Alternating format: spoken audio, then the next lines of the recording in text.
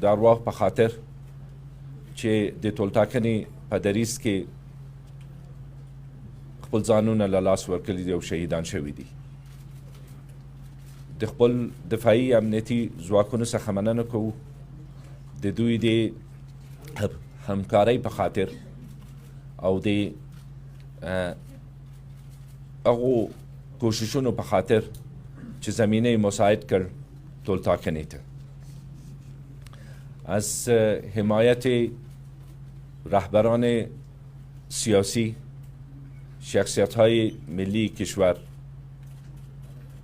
احزاب سیاسی، نهادهای مدنی، اقشار مختلف کشور، علمای کرام، جوانان عزیز، خواهران و برادران تشکر میکنم. در این حال از ستاد انتخاباتی خود هم تشکر میکنیم که برخلاف او ستاد انتخاباتی دیگه که در اوجه جنگ و جنجال روان است، چون پولا را صحیح حساب ندادن و در جای تعداد ناظر از رای دهنده برشان از او که زیادتر بوده و پولش گرفتن و حساب باید بتن. الحمدلله یک ستاد با افتخاری که حمایت سراسری کشور و مردم کشور داشته با موفقیت کار خود پیش بردن. مردم افغانستان با وجود تهدیدات امنیتی به پای صندوق‌های رای رفتن. یعنی تهدیدات امنیتی بسیار وسیع بود و سراسری بود، اما زن و مرد کشور، جوان و مسافد کشور، همونایی که واجد شرایط رایدهی بودن، اونا رفتن به پای صندوق‌های رای و از حق رای خود استفاده کردند. از کمیسیون های انتخابات و شکایت انتخاباتی تشکر میکنیم به خاطر برگزاری انتخابات. البته مسائل هم داریم که توجه جدی شانه در این موارد خواستار هستیم. میدانیم که در روز اول مسائل مختلف مطرح شد، از جمله بازم نبود لیست رای دهندگان در محل مربوطش و شبیه از این مسائل. مردم ما در انتخابات علیه دیکتاتوری، علیه خودکامگی، علیه تبعیض قومی رای دادن. زموږ خلک په دغه ټولټاکنې کې د ملي وحدت د انګښت په خاطر، د سولې د رسیدلو په خاطر او د ښه حکومت او حکومتدارۍ په خاطر خپل رای استعمال کړی ده. رای ما در این انتخابات بلند است. نتایج البته کمیسیون های انتخابات اعلان میکنن، کمیسیون مستقل انتخابات، اما ما با رای بلند آمدیم الحمدلله. ما در یکی دو روز گذشته مشغول بررسی نتایج بودیم از ولایت کشور و به این نتیجه رسیدیم که رای بلند داریم الحمدلله. و با ای که در روزهای آینده جلو تقلباتی را که صورت گرفته جلوش گرفته شود و او از اعتبار ساقط شود، رای ما به مراتب بلندتر میشه. در وضعیت موجود انتخابات به دور دوم نمیره و تیم ثبات و همگرایی حکومت آینده را تشکیل میده.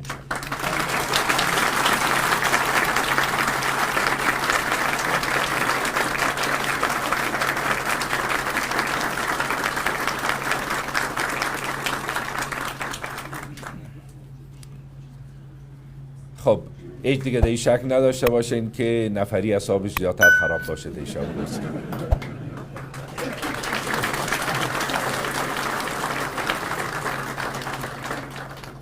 دو سه نقطه متوجه کمیسیون انتخابات است و کمیسیون شکایت انتخاباتی. رای بدون بایومتریک مدار اعتبار نیست به هیچ صورت. یک نقطه. این موقف کمیسیون هم است، عملی شدن 100% خواستار هستیم و از او نظارت میکنیم.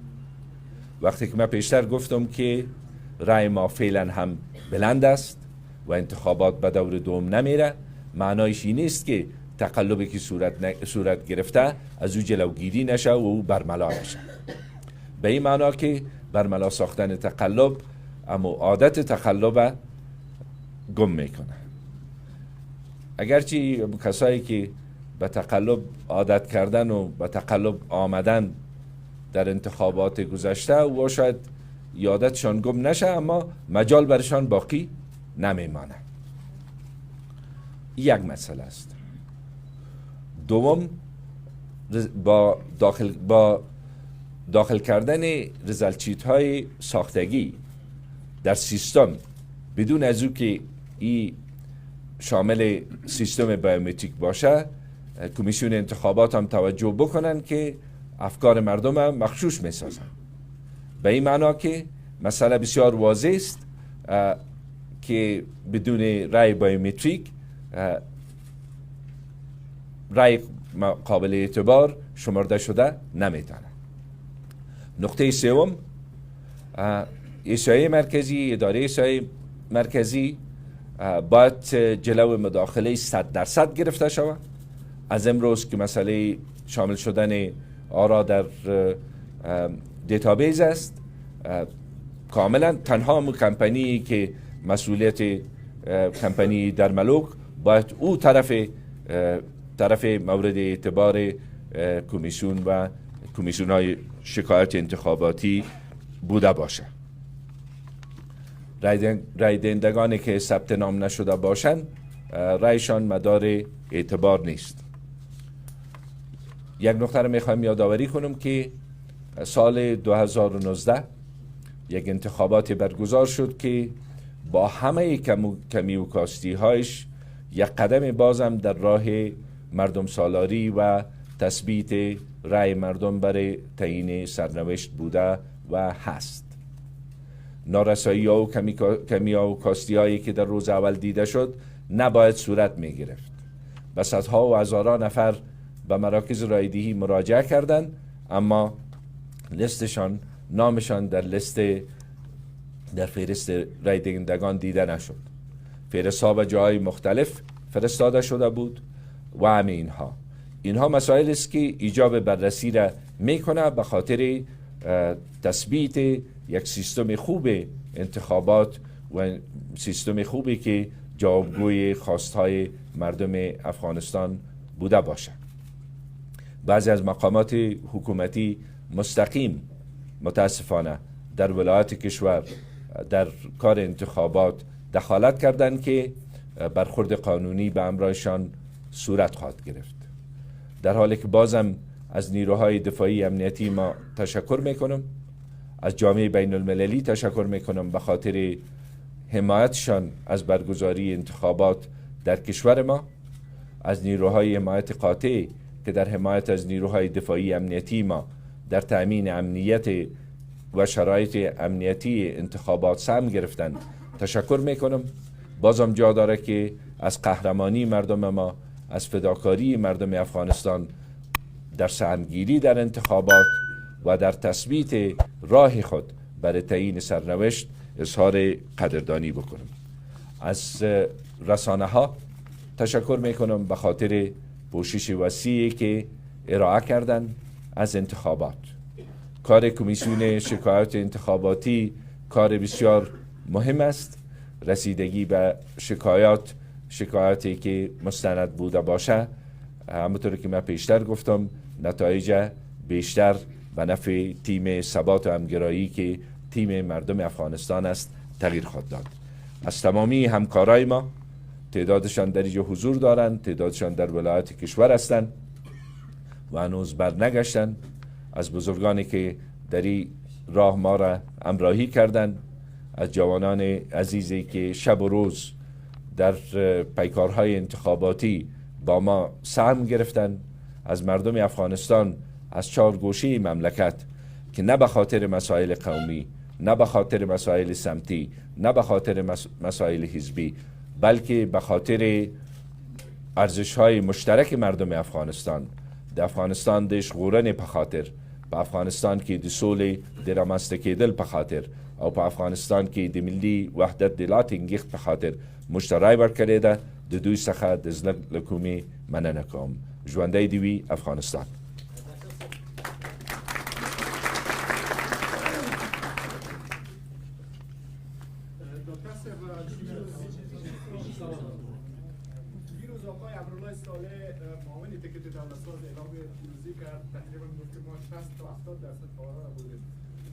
شما اعلام پیروزی میکنید. مردم افغانستان چه انتظار داشته باشند؟ آیا افغانستان دوباره به بحران میره؟ شما چی فکر میکنید؟ اعلان نتایج انتخابات مسئولیت کمیسیون انتخاباتی است. کمیسیون های انتخاباتی است. یک. دو، در موردی که کی چه اظهار نظر کرده چه اظهار نظر نکرده من تبصره نمی کنم. اما امیر میگم که فقط رای سالم، ثابت و پاک مردم افغانستان سرنوشت تعیین میکنه. ډاکټر صاحب تاسو په 2014 کال کې هم ویلي وو اعلان وکړ چې موږ ګټونکي یو اکثریت رای مو ګټلي دي. دا ځل هم هماغه ډول په دې تعلق کنفرانس لري. که چیرې دغه نتیجه ستاسو ته برعکس وي بل ډول اعلان چې تاسو ته قابل د قبول ده او که نه، او آیا تاسو به یو ځل بیا ائتلافي حکومت ته نه ځئ چې 15 کاله ناکامه تجربه درلودلې؟ 2014 تر هغو شرایطو لاندې چې افغانستان قرار درلود، موږ مصلحت د افغانستان په دې وکتل چې سره له دې چې موږ انتخابات ګټلي وو او هغه بیا وروسته ثابت هم وشو. دا اوس سوال نه ده 2014. خو نتیجه متاسفانه مشرتابه د حکومت هغه خواته بیولې ده چې تاسو یې ګورئ. امنیت نشته په افغانستان، ښه حکومتداري نشته، د سولې په مقابل خند واخې شوي دي دغه اوسنۍ مشرتابه او دا نور مسائل چې پکې راځي. اوس 2019 کال ده او ما اعلان کړی ده او اوس یې هم تکراروم چې یوازې پاک رای د افغانستان د خلکو موږ ته د منل وړ ده. بې له هغه نه هیڅ شی موږ ته د منل وړ نه ده او اعتبار نه لري. اعتبار نه لري او افغانستان خلک هم پوهېږي ورباندې.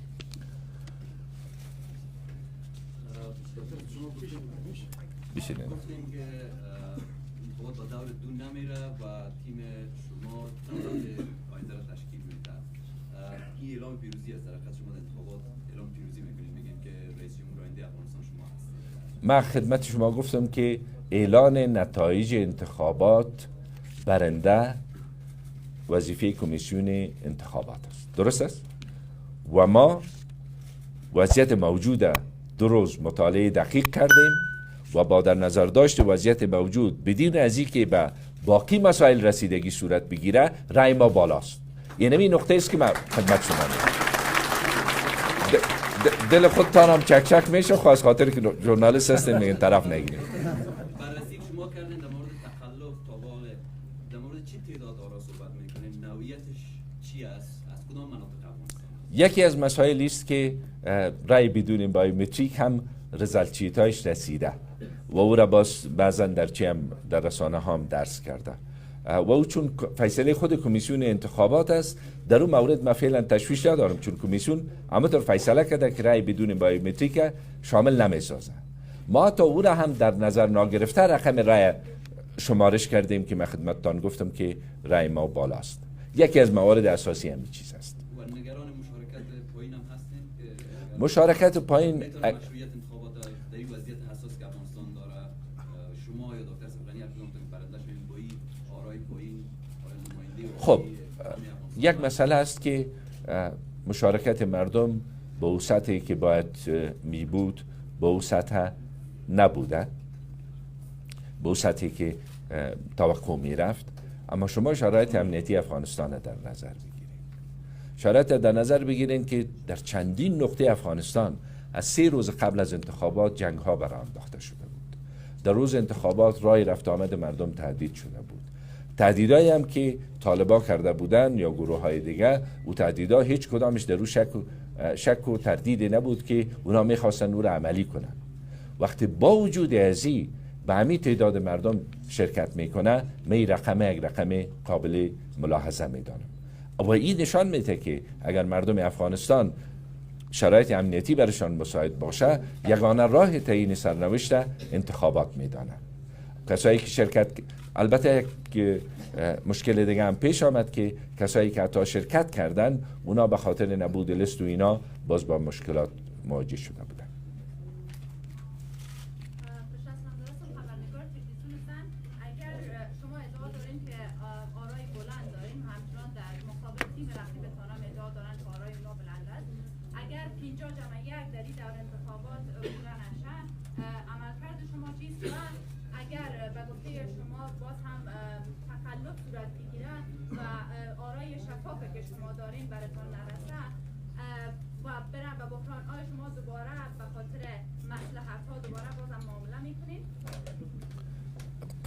به خاطر مصلحت‌ها قربانی داده بودیم دفعه پیش. معامله یک چیز دیگه است. در زبان مردم همی مسئله معامله یک چیز است که یک داد و گرفت صورت میگیره و بعد یک معامله است. مملکت خود اول قرار دادیم، مردم خود اول قرار دادیم، رضای خدا را اول قرار دادیم و بالاخره یک تصمیم گرفتیم که یک تقلبکار مشهور، یک دروغگوی بسیار کلان، متاسفانه که باز دروغاش پسان ثابت شد، او آمد و 5 سال سرنوشت مملکت با بازی گرفت. شما آیا سوالتان همیست که آیا می کار تکرار میکنیم باز دوباره با تجربه 5 سال گذشته؟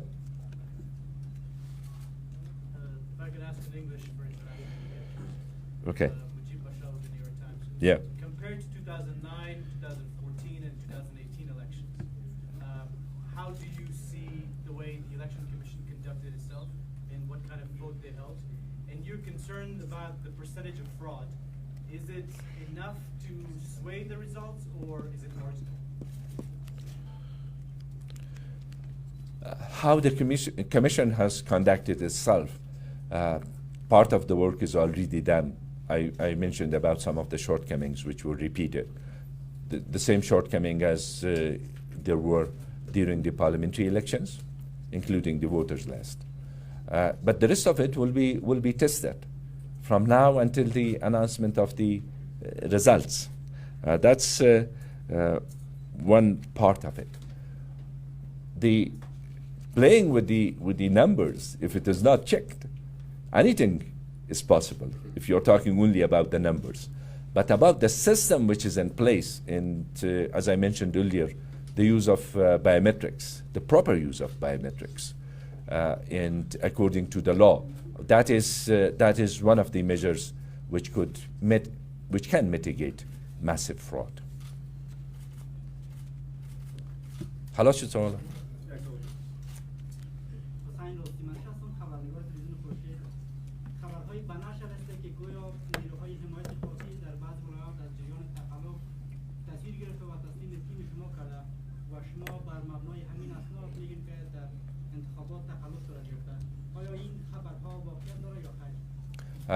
نه خیر، نیروهای حمایت قاطع چیز را در اختیار ما قرار ندادن.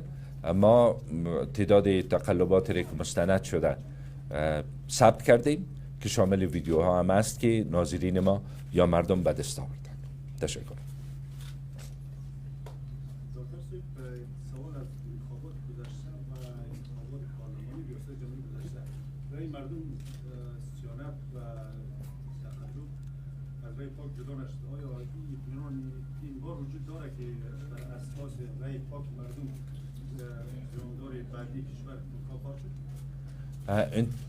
زعیم آینده کشور، رئیس جمهور آینده کشور تنها با رای پاک مردم انتخاب شده میتونه، لا غیر. درست؟ تشکر.